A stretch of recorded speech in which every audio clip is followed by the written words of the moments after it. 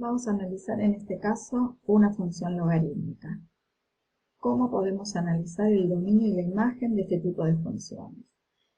Sabemos por propiedades del logaritmo que el argumento, que es esto que tenemos acá, del logaritmo, para que exista solución, debe ser un número mayor que 0. Eso ya lo sabemos por propiedades del logaritmo. No nos interesa la base del logaritmo, sino que tenemos que observar el argumento. Es decir, ¿qué valor debe tomar x para que esta suma me dé números positivos? Es decir, números mayores que 0. Entonces, eso es lo que vamos a analizar. Tomamos el argumento y vamos a resolver una pequeña inecuación en un cálculo auxiliar. X más 4 tiene que ser mayor que 0. Despejamos, resolvemos la inecuación y nos queda que los valores de la variable independiente deben ser números mayores que menos 4. Todos los valores mayores a menos 4 representan a nuestro dominio. Y lo expresamos de esta manera. Dominio de la función, el intervalo real que va desde menos 4 al más infinito. Si observamos en este caso el intervalo está cerrado con paréntesis. Recordemos que si en el extremo tenemos un paréntesis, nos indica que el menos 4, es decir, el extremo, no pertenece a nuestra solución. Y observemos, si reemplazamos a la x por menos 4, nos da esta suma 0. Y logaritmo de 0, por propiedades de logaritmo, sabemos que no existe. Algo así nos sucede muy similar con lo que sucede con las raíces cuadradas, que no existe solución para números negativos. Bien, no existe solución en los logaritmos si el argumento es 0 o un número menor que 0. Analizamos entonces el dominio de la función. Evaluamos el argumento, mayor que 0 deben ser todos los valores de x, y para que esta suma me dé resultados positivos, esta variable independiente debe ser un número mayor que menos 4. Y ahí tenemos establecido el dominio de la función. En x igual a menos 4, es decir, en el extremo de este intervalo, se encuentra la asíntota vertical. Recordemos que una de las características de la función logarítmica es que tiene asíntota vertical y está en ese extremo del intervalo, en este caso en menos 4. Recordamos que una asíntota es una recta, en donde nuestra gráfica se acerca tanto como puede, pero nunca la va a tocar. La imagen de toda función logarítmica siempre son números reales, es decir, el resultado de la operación logarítmica me da números reales, tanto positivos, negativos, fracciones, decimales. ¿Qué pasa si nos preguntan cuál es el valor de x y sabemos que la imagen es menos 1?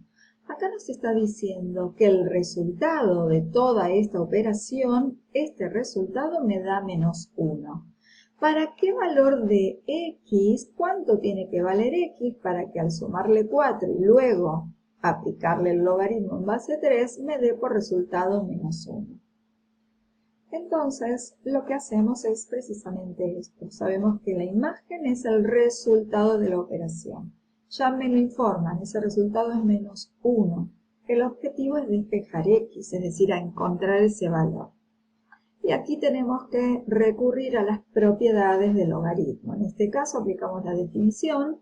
La base 3, ¿sí?, queda elevada al resultado menos 1, es decir, 3 a la menos 1, me da por resultado el argumento.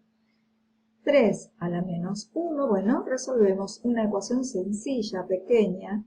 Recordamos que todo número que esté elevado a un número negativo invierte la base. El inverso de 3 es 1/3. El 4 que suma lo pasamos con su operación inversa, resta. La operación nos da como resultado menos 11/3. Esto nos indica lo siguiente. Si x es menos 11 tercios, es decir, si reemplazamos acá por menos 11 tercios, esta operación da por resultado menos 1. Ese es un punto en nuestro plano, el par ordenado, menos 11 tercios de x, menos 1 de y. Si hacemos 11 dividido 3, vemos que nos da un número que está entre menos 3 y menos 4. El 11 tercios está entre menos 3 y menos 4. Si nosotros por menos 11 tercios bajamos, encontramos un punto en nuestra gráfica cuyo y es menos 1. La imagen de menos 11 tercios es menos 1. Un punto en nuestra gráfica. Toda gráfica que corta al eje X en un punto, ese punto se lo llama raíz o ceros de la función. La particularidad que tiene es que su imagen es 0. El par ordenado menos 3, 0 es raíz de la función, es decir, la intersección de la gráfica con el eje X. A la intersección de la gráfica con el eje Y, a ese punto se lo llama ordenada al origen. La particularidad que tiene la ordenada al origen es que en el par ordenado la x siempre es 0. Si reemplazo a la x por 0, debo calcular el logaritmo en base 3 de 4 y el resultado de esa cuenta me va a dar 1,26. Ese par ordenado me indica un punto de la gráfica y si unimos los tres puntos nos queda la función logarítmica.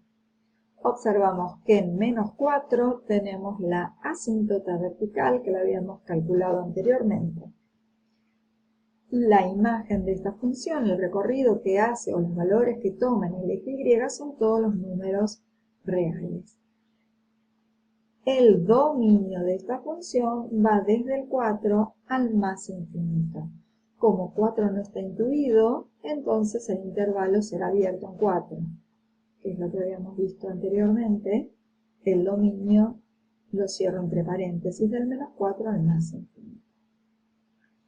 Si tenemos una función exponencial, que es una función, recordemos que es la inversa de la logarítmica, toda función exponencial está dada por una base elevado a la x. Se llama exponencial porque en el exponente tenemos la variable independiente. Podemos tener una función exponencial incompleta o completa como en este caso. En forma genérica, k por a a la x más b, en donde a es la base. Si es una función exponencial, esta base siempre es un número positivo. Entonces digo que la base es real positivo distinto de 1. Tiene que ser cualquier número positivo, pero no puede ser 1. Porque si la base es un 1, entonces no estamos dentro de una función exponencial. Quiere decir que puede ser la base tomar valores entre 0 y 1 y del 1 al más infinito. Este número k es un número constante, puede ser cualquier número real, tanto positivo como negativo. Y este número b, que también es una constante y es cualquier número real, este número b nos indica la asíntota horizontal. Esta gráfica tiene asíntota horizontal en 3, pero esta tiene asíntota horizontal en 0. Si quiero calcular el dominio, me pregunto, ¿al 2 lo puedo elevar a cualquier número? Es decir, ¿lo puedo multiplicar por sí mismo todas las veces que quiera? Sí. La x puede ser un número real positivo, puede ser un número real negativo. Por lo tanto, el dominio de cualquier función exponencial siempre son todos números reales. La imagen no son todos reales. Porque pienso, 2 es un número positivo. 2 elevado a cualquier valor nunca da números negativos. La base es positiva, por lo tanto voy a tener resultados positivos. Ese es el dominio de esta función, la imagen de esta función. El resultado de esta cuenta siempre dará números positivos.